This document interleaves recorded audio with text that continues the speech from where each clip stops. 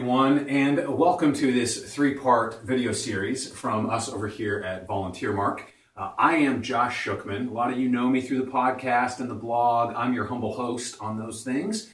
First of all, I just want to give a major shout out and thank you to everyone who responded to our requests about this video. We wanted this video to be about helping you with the largest challenge you're facing in 2015. We also wanted this video to be about a ridiculous Christmas sweater. So we got your thoughts on both of those things. And first of all, we'll get to the challenge here in a minute. But as far as the Christmas sweater, this is what we ended up with. Our first choice was actually what is essentially like an ugly Christmas sweater suit. Shout out to Jennifer on that one. But we couldn't find the suit in time. It was also $100. They were sold out. They couldn't ship it to us in time. But we really wanted that. So I went with the next best thing. We're in Kansas City, by the way, if you didn't know that. But went with the next best thing. I'm a Kansas City Chiefs fan, and so this sweater I felt was somewhere in between rooting for my home team and just being blatantly obnoxious. So I figured I would go with that. Also hope you enjoy my hat. It's not terribly comfortable, I'm not going to lie, but I am doing this for your enjoyment. So hopefully you enjoy this video.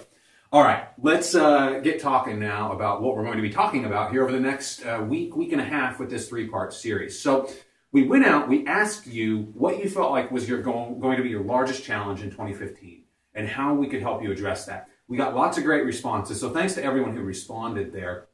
But generally, I looked through all of those and I found one pretty consistent theme, one pretty consistent challenge that everyone was facing in 2015. And it was around this idea of bringing in the right people to your organization, keeping them there, and getting them in the right place in your organization, be they as volunteers, employees, stakeholders, donors, whatever the case may be. That was a challenge. So I want to bite that off, and what we're going to focus on over these next few videos is the idea of the power of a partnership, power of strong partnerships.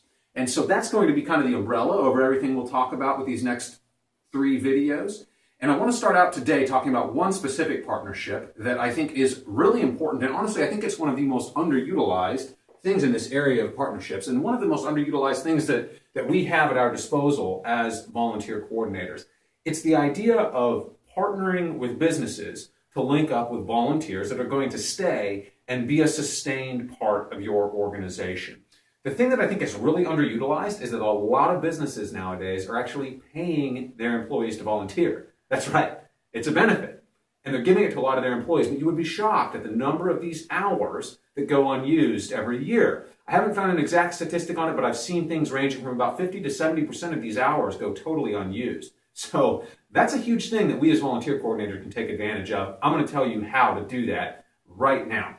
Okay, so the first thing that you want to do is understand that the way that these opportunities are structured, they differ from employer to employer, right? So you have these different kinds of opportunities. Some employers might offer their employees 6 hours of paid volunteer time a year. Some other ones might offer their employees 6 hours of volunteer paid time a month. So you have to kind of think about that as you're structuring these opportunities. But the key is, because they're different, you need to structure some different opportunities that could take advantage of it. Another thing that you can think about doing, let's say you run into a business in your area that has 10 paid hours of volunteer time in a year to its employees. Well, you can talk to them about breaking that down. 10 hours could be either a one-time volunteer day, or maybe you have those employees come in, volunteer with you for 2 hours a month. And even if they're doing it in the evening, then they can get 2 extra hours off during the week. But then they spread their 10 hours out over the course of the year, and they become a more sustained volunteer with you. Now, you may be thinking to yourself that 2 hours a month isn't all that much, but here's the thing.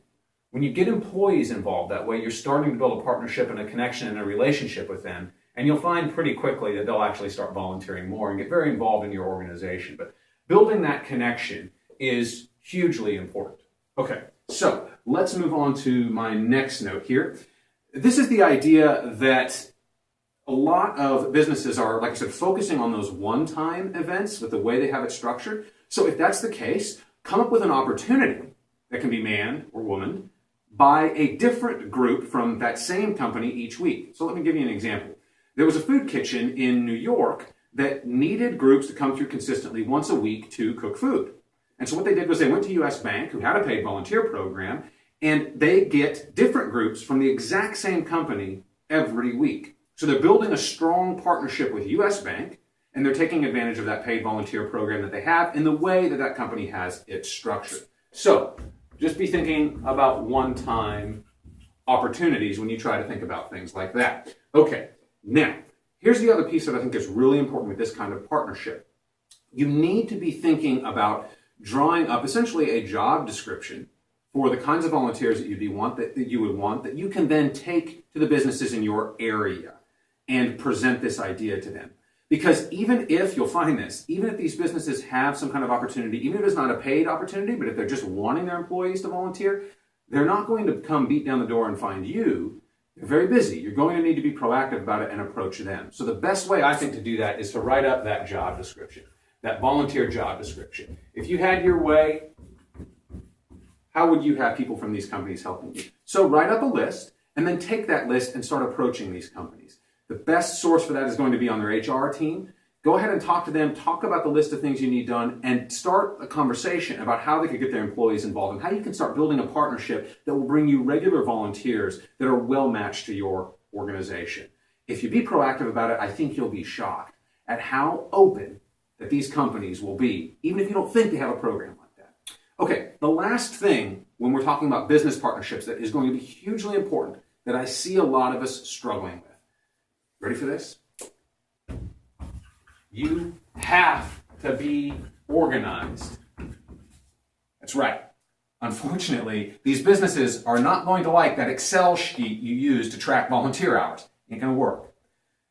The employers, when they have their employees volunteering, they need to track that. They want to know those hours, they want to know where the person's volunteering, and they want to have a streamlined process to link their employees up with that volunteer opportunity. That's why we at VolunteerMark actually partner with a lot of businesses ourselves, because they want to streamline that process for their employees, and they found that a lot of nonprofits don't really have the systems they can link up with. So don't let that be you. Find a way to be organized and to show that to these businesses. And believe me, it'll get you a long way in the right direction in terms of creating a solid partnership with them that brings you volunteers that will sustain your impact, stay involved, and be in the right place at your organization.